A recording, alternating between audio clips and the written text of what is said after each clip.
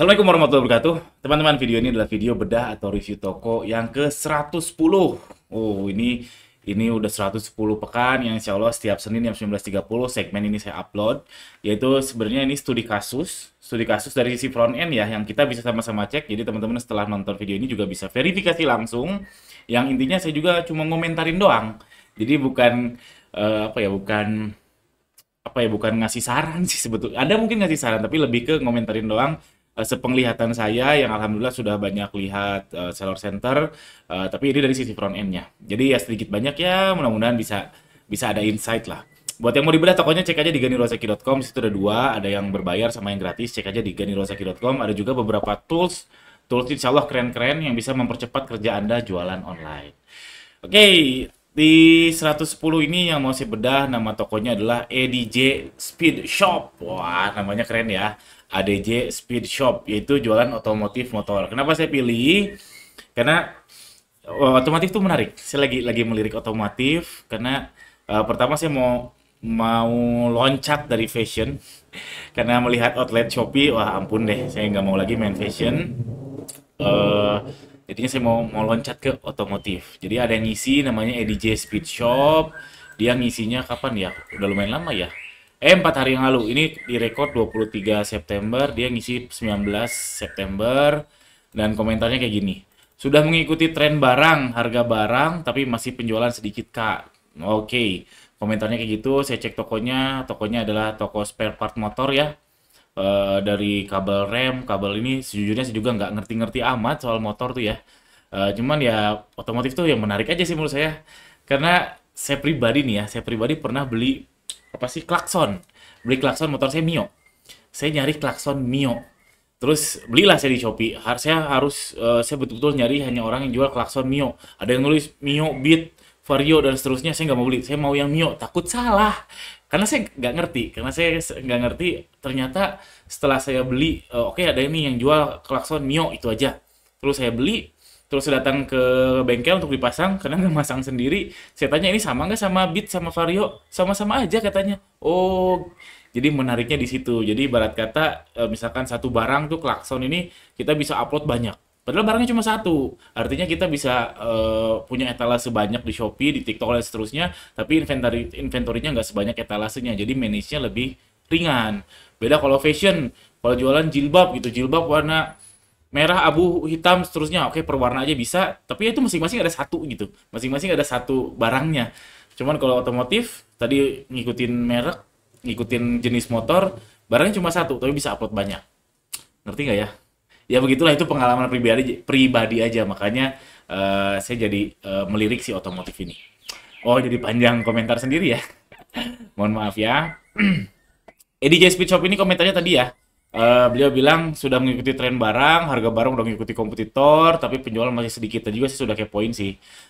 Jadi pengakuan beliau, harganya udah oke, sudah ngikutin yang trending, tapi penjualan dikit. Nah, pertanyaannya, dikit itu apa? Nah, hati-hati.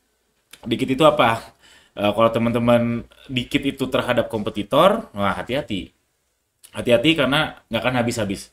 Akan selalu ada yang lebih laris dari kita, akan selalu ada yang eh ya lebih laris ya, lebih banyak paketnya dari kita, pasti akan seperti itu. Itu nggak akan habis-habis. Cuman kan kita nggak tahu. Kalau kita nggak tahu si kompetitor itu iklannya berapa kita nggak tahu, karyawannya berapa kita nggak tahu, terus HPP dia berapa kita nggak tahu, macam-macam kita nggak tahu. Jadi kalau Anda nih ya, nggak hanya yang punya toko ini, kalau merasa dikit terhadap kompetitor, hati-hati. Kalau terus-terus di situ, Anda akan berkubang di daerah lumpur, jadinya nggak produktif. Tapi kalau dikit itu terhadap pembukuan sendiri misalkan, atau terhadap minggu lalu, terhadap bulan lalu, nah itu berarti sesuatu. Berarti di situ lebih fair sih menurut saya. Hati-hati ya.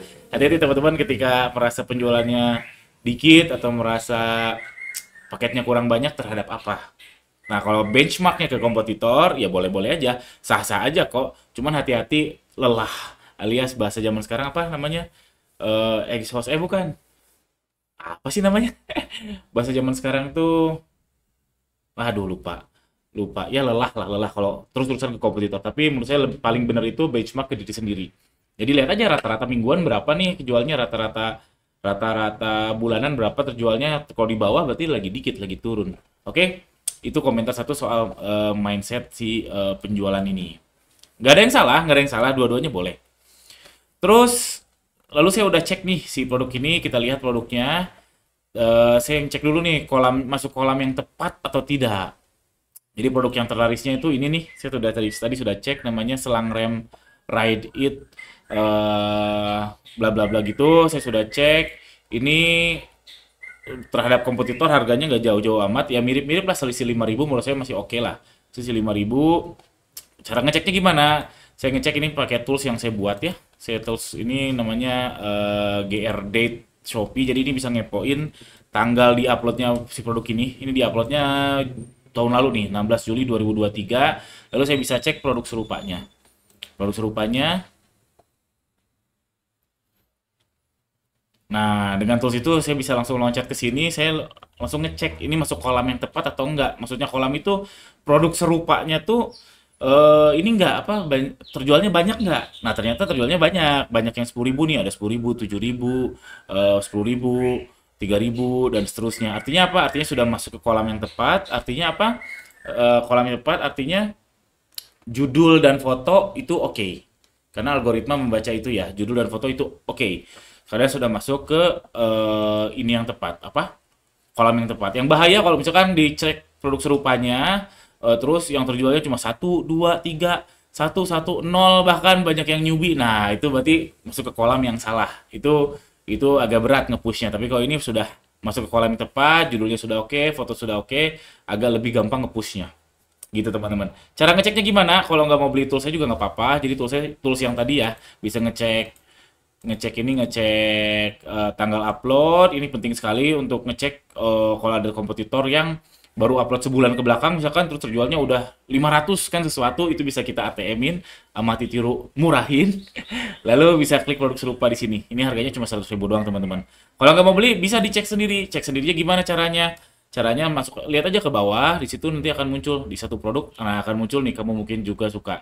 Cuman yang jadi soal ini kecampur dalam tanda kutip, kecampur sama produk yang kita lihat sebelumnya. Nah ini saya lagi lihat obat tidur, bukan obat tidur, obat obat penyenyak tidur lah, magnesium gitu. Ini muncul, terus ada protein, ada kopi nih muncul. Jadi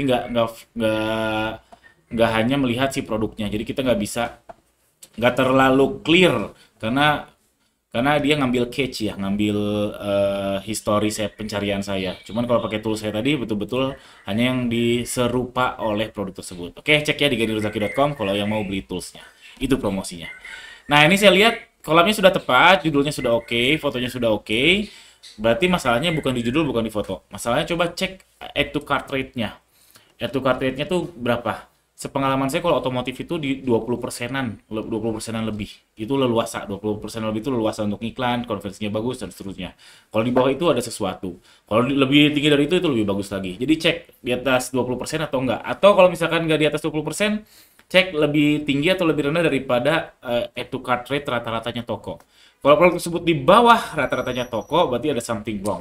Tapi kalau di atas rata-rata toko atau di atas 20%, itu ya udah tinggal gas iklan aja. Masalahnya berarti traffic, bukan konversi. Karena kan jualan online itu masalahnya dua, konversi atau traffic. Ini berarti masalah. Kalau ternyata add to cart rate produk tadi adalah di atas 20%, berarti masalahnya adalah traffic. Ya udah gaskeun aja. Karena tadi saya sudah cek juga si produk ini kan produknya ya. Dia ini 55.400, kompetitornya ada yang 55.000, 49.000, artinya harganya sudah kompetitif.